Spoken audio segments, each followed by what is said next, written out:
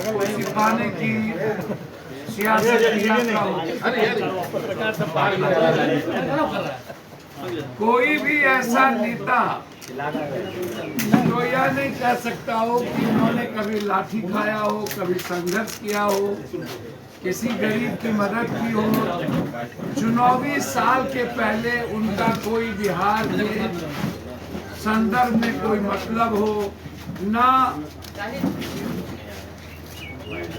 ऐसे ऐसे नेता देश में आ गए जो हमेशा बैक दरवाजे से देश के संविधान लोकतंत्र के लिए खतरा रहते हैं, समाज के लिए खतरा रहते हैं, और उनकी यात्रा होती है सिर्फ सत्ता सियासत कुर्सी के लिए।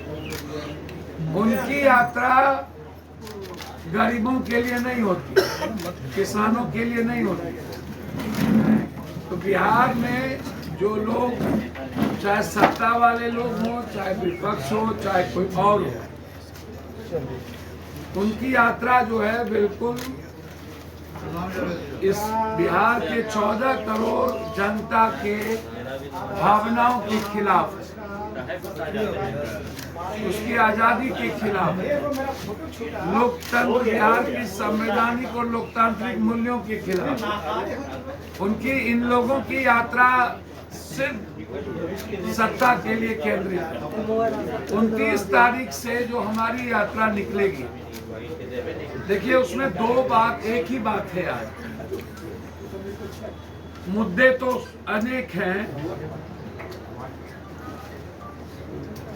मुद्दे ST SC हक को लेके भी है, EBC हक को लेके भी है, OBC हक को, अधिकार आरक्षण को लेके भी है। जिन लोगों ने सब कुछ समाप्त किया है, OBC लीडरों ने, चाहे जाति जनगणना का मामला हो, इन अधिकारों को लेकर के। लेकिन मेरा जो सबसे बड़ा मुद्दा आज है, उसी में सब कुछ है।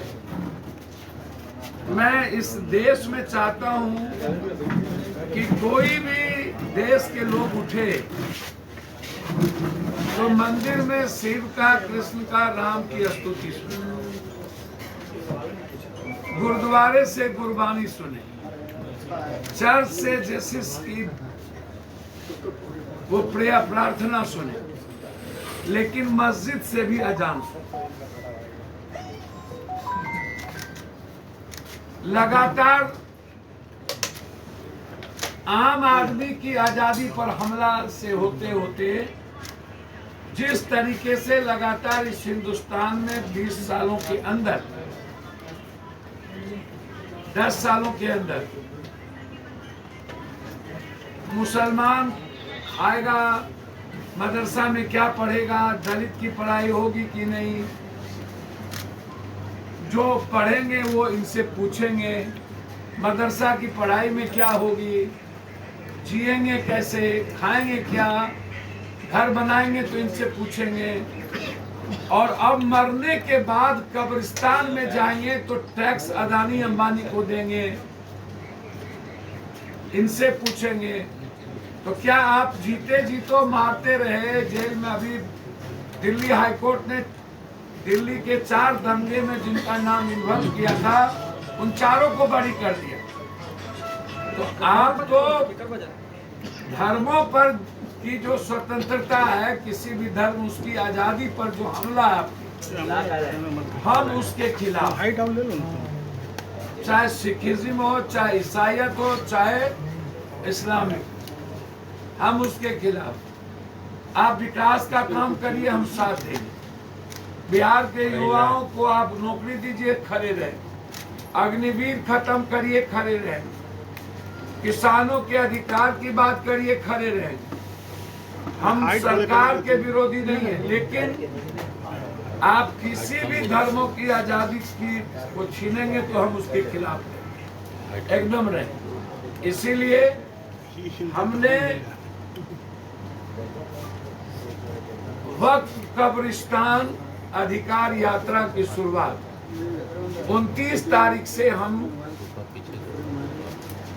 अररिया, 30 तारीख को किशनगंज, 31 को कटिहार, कोसी सीमांचल होते हुए पटना के गांधी मैदान है।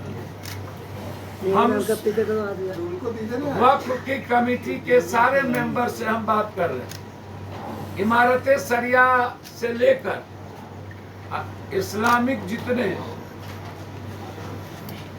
इदारा हैं, मिलिट्री काउंसिल से लेकर के सबके इदारे के जो चीफ है उनसे मेरी बातचीत हुई है। हमने अन्य धर्मों के लोगों से भी बातचीत की है। यदि इस तरह यह काला कानून लाते गए और कभी हर धर्मों की आजादी पर और लोगों के जीने की आजादी पर ये हमला करते रहे, अब मरने के बाद भी कब्रिस्तान में जाने के लिए सोचना पड़े मुसलमानों को या किसी को टैक्स अदानी अंबानी को दे और सारी जमीन अदानी अंबानी को दे दिया जाए, तो ये जो सारी जमीनें अदानी अंबानी को दे दिया जाए इसके हम खिलाफ हैं। मरने के बाद कब्रिस्तान का अधिकार के हम खिलाफ हैं।